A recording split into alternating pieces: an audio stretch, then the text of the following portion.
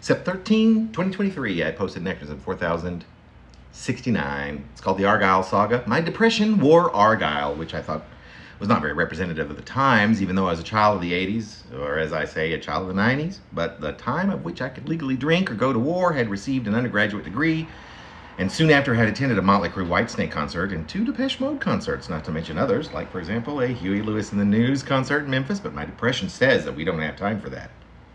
I found that at these concerts, my depression would dissipate, if not disappear, entirely. During each show, however, before and after them, depression would be present.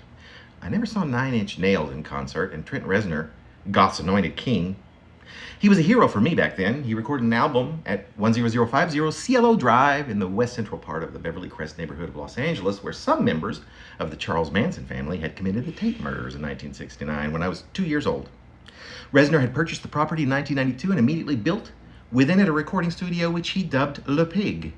For years, 9 Inch Nails would blare incessantly from whatever headphones I would use at the time into my ears at whatever the maximum possible decibel level. His anthems, filled with complex riffs, punks, remnants, heavy driving beats, Reznor's screaming voice, and ultra-depressing lyrics would uplift me anytime I was able to play them.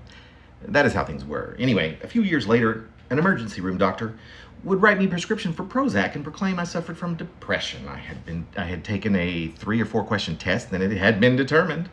And moreover, that I'd probably need to take these pills for the rest of my life. This was in Toledo, Ohio, where anyone can get depressed without the least bit of encouragement.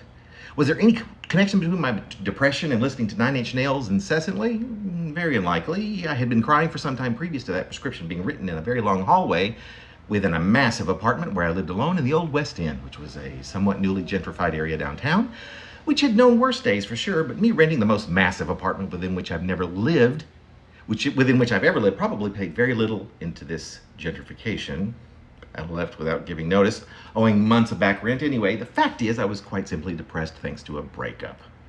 And that was the brunt cause of my lifelong depression. I picked up the prescription and took the Prozac religiously through 2 or 3 refills, and then I stopped.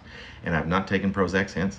I began to feel quite a bit better, thanks especially to this medication, and soon I piled everything I owned into an Audi Quattro and drove to Boston, arriving there New Year's Eve, the night before 1997 began. And it was there I would live a most happy existence for 3.5 years. By the time I left Boston for San Francisco in the summer of 2000, I had thrown away all of my then outdated and really quite holy Argyle socks, of which I had previously worn quite an extensive collection.